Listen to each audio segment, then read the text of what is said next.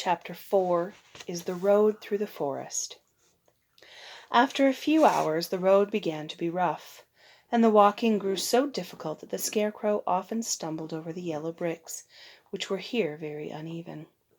Sometimes, indeed, they were broken or missing altogether, leaving holes that Toto jumped across, and Dorothy walked around.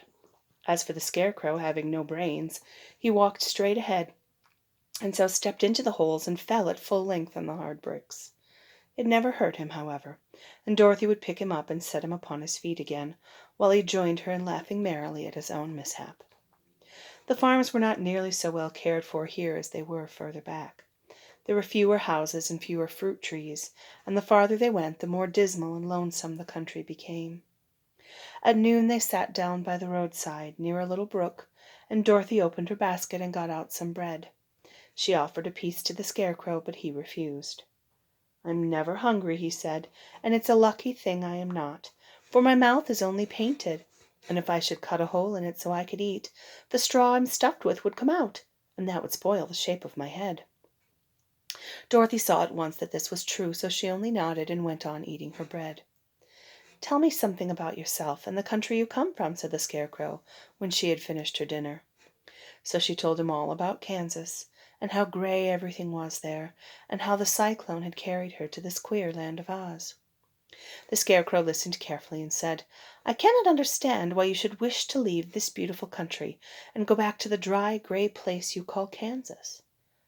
"That is because you have no brains," answered the girl.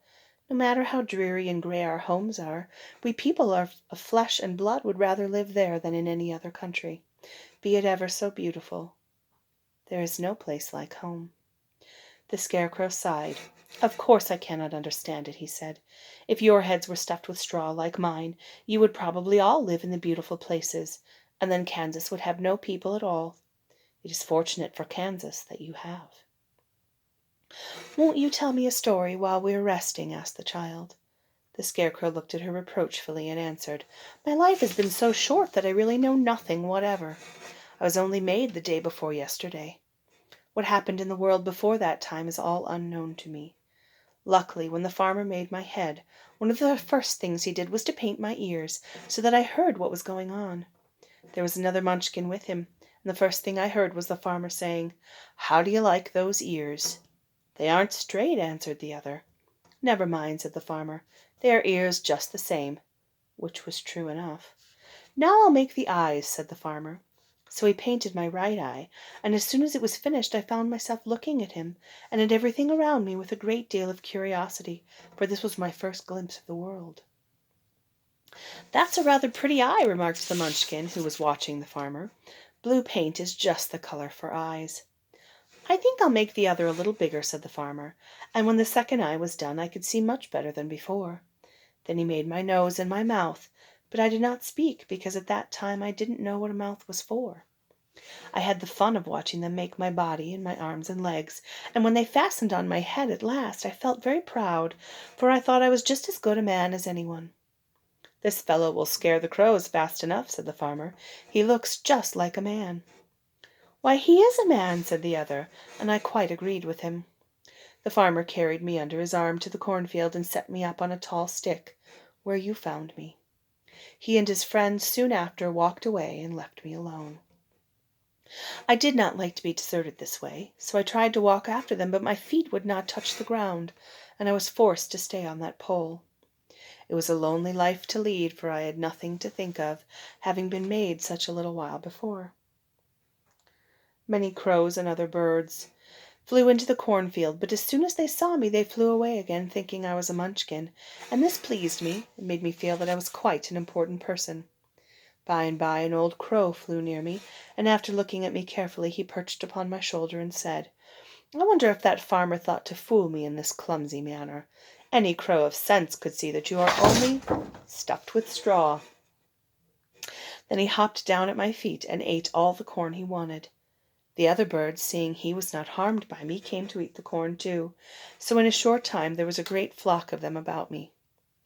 I felt sad at this, for it showed I was not such a good Scarecrow after all, but the old crow comforted me, saying, "If you only had brains in your head, you would be as good a man as any of them, and a better man than some of them."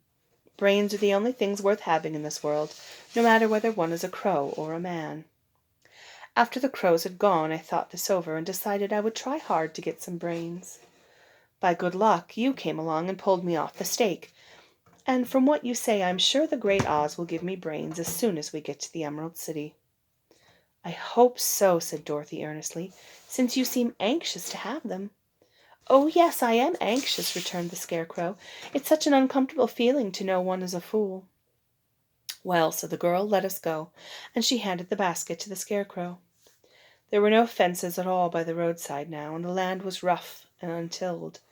Towards evening they came to a great forest, where the trees grew so big and close together that their branches met over the road of yellow brick. It was almost dark under the trees, for the branches shut out the daylight, but the travelers did not stop and went on into the forest. "If this road goes on, it must come out," said the Scarecrow. "And as the Emerald City's at the other end of the road, we must go wherever it leads us." "Anyone would know that," said Dorothy. "Certainly. That is why I know it," returned the Scarecrow. "If it required brains to figure it out, I never should have said it." After an hour or so, the light faded away, and they found themselves stumbling along in the darkness. Dorothy could not see at all, but Toto could, for some dogs see very well in the dark, and the Scarecrow declared he could see as well as by day. So she took hold of his arm and managed to get along fairly well. "If you see any house or any place where we can pass the night," she said, "you must tell me, for it is very uncomfortable walking in the dark." Soon after, the Scarecrow stopped.